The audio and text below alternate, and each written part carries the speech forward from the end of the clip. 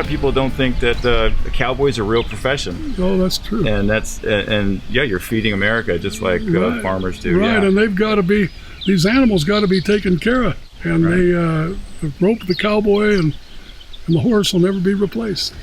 So let's talk a little bit about the area. I mean, this is such a beautiful area, and a lot of people don't understand this is Antioch, and this is our backyard. I mean, I love this area just like you do. I grew up here, and you spent most of your life here. It's kind of an unknown area of this whole East County, far East County. Well, we've had this ranch close to 50 years. When I first bought this ranch, there was nothing here. Where we are now, there was only 2 trees. I planted all these trees, built all these fences, and we've had a couple of thousand acres, and I've ran cattle here for close to 50 years now. And the most beautiful area in the United States is right here, the Delta area. The best grasses, best soils are right here in this area. So we've got the most beautiful place in the world right here. So I've been very fortunate. Jack, I remember this big, huge cowboy just running around these areas. There was nobody around here back then, and we all feared Jack Roddy and the Roddy Ranch, but when I got to know you, gentle giant. Well, thank you. Yeah, just a great guy. I'm happy to know you. It's a privilege to know you, and I just want to talk a little bit about what you've done, because so many people just don't understand or even know who you are, what you've done. Well, Sean, thank you. I've been very fortunate in life. I've done a lot of exciting things. I've lived long enough. I've been through 18 operations and 6 concussions. I'm 83 years old now, and I'm still here. So I've been lucky in life.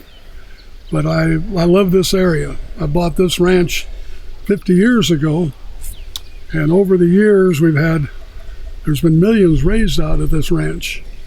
One of my proudest accomplishments, we formed a group called Delta Advocacy Foundation, because one time my chiropractor called me one day and he said, "You got any firewood?" And I said, "Yes, I do." "You got any meat?" I said, "Yes, I do."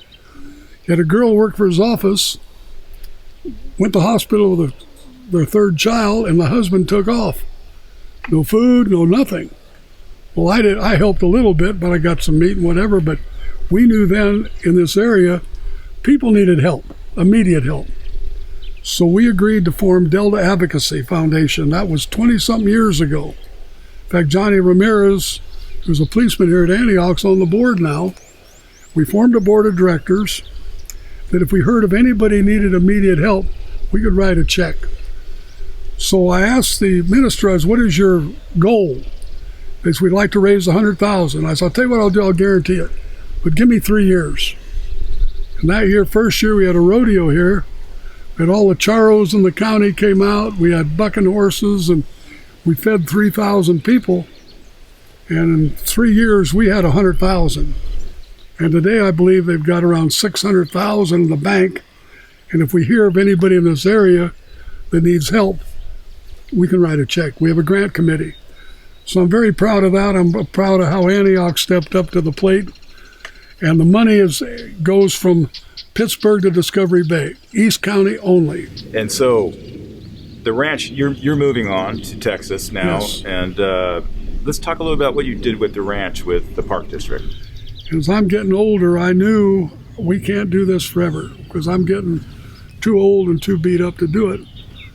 So I decided we're not going to develop this place, because East Bay Regional Park came to me and they wanted to preserve this place. They wanted particularly my personal 40 acres right here, to leave this where kids can come out and see horses and animals. So I like that idea. So with that, I went to work with East Bay Regional Park, and we put the whole thing into a park. Wow. So probably 5 years from now, this will all be opened up where people can walk here, ride, and enjoy the life that we've led out here. So I thought it was a perfect fit. Yeah, what a legacy. Yeah. And so I love your stories. Ever since I was a kid, I mean, you're a big storyteller. You're probably the best storyteller that I've ever met. That's because I'm Irish. That's Irish.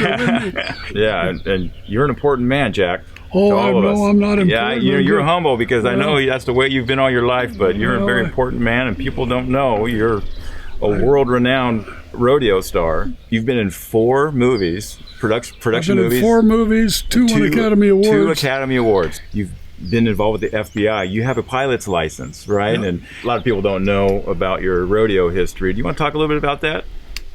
Well, I started rodeoing when I was a kid. I won my first belt buckle when I was 8 years old. And the first money I won the wild horse race in Gilroy when I was 14 years old. Won $90. I thought, this is the way I want to spend my life. And I rodeoed, and I finally went to Cal Poly University, and I was on the Cal Poly rodeo team. And in 1959, I set the record that today nobody's touched.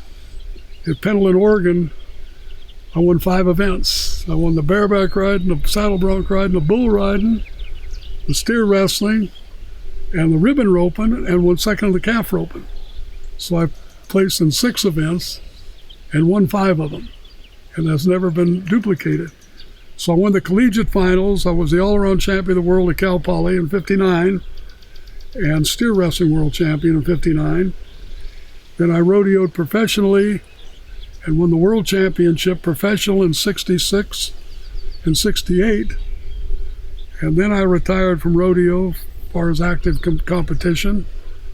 And finally in '91 and '92, they had the seniors tour, like the master, the professional golf tour. And in those days I weighed about 240 pounds. And I told my wife, I said, I'm going to win 2 world championships again. You win it once, you're lucky. Twice, you're not. And I remember leaving this house, and I walked to the top of that ridge. It took me 6 months to be able to get to the top. And then I got where I could walk clear to the top and jog down to your place and back. And I got down to 215 pounds.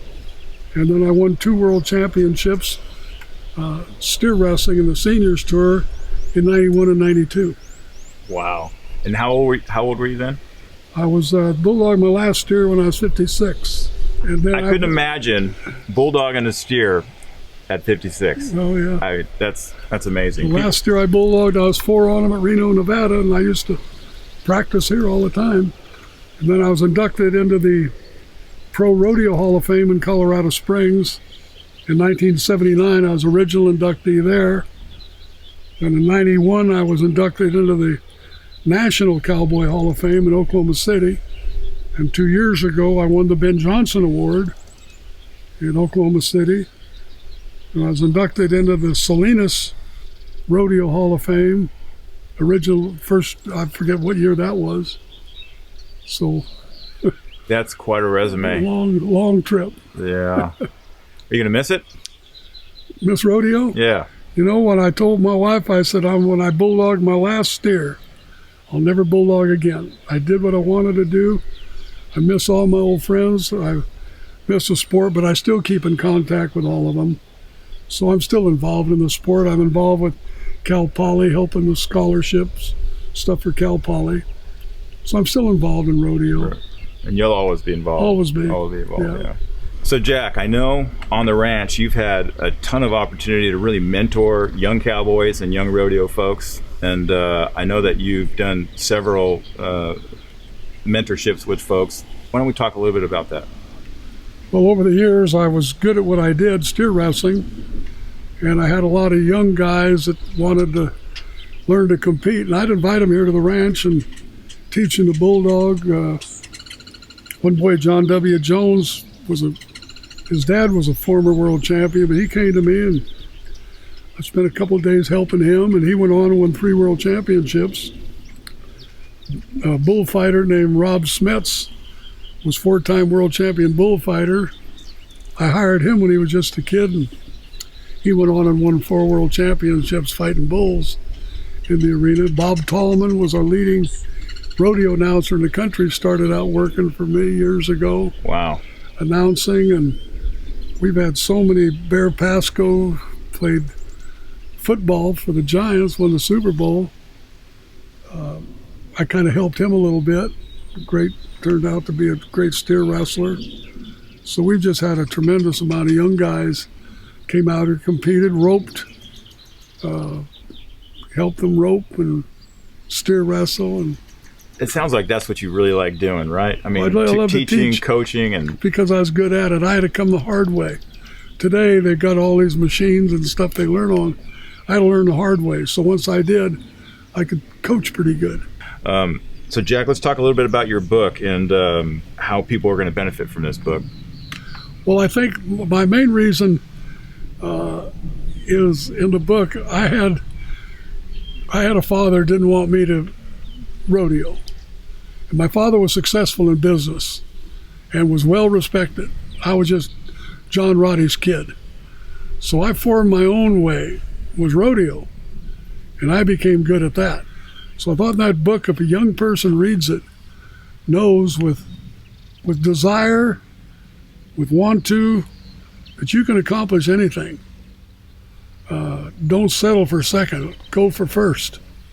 Hopefully that would benefit some young people reading it. Then when the book started, I didn't want any profits off the book. That any profits then would go to Cal Poly, to the rodeo program for scholarships. Because Cal Poly's what made me. When I went to Cal Poly, I didn't go there to learn anything. I went there to rodeo. But when I did go down there, I did learn. And so I'm very strong about proceeds from that going to Cal Poly. Just another selfless act in your whole legacy of different things you've done. Money ain't gonna do you any good when you get old. Money's fine, but I didn't live my life for money. So, Jack, I know you've been around here a long time, like I have been, and I remember this area back in the day. And what do you think you'll miss about this area the most? That river out there, the weather. I'm going to a place that gets pretty hot now in Texas, but the weather, you can't beat it here. This has been my home base, Antioch. There's not a prettier place in the world than right here.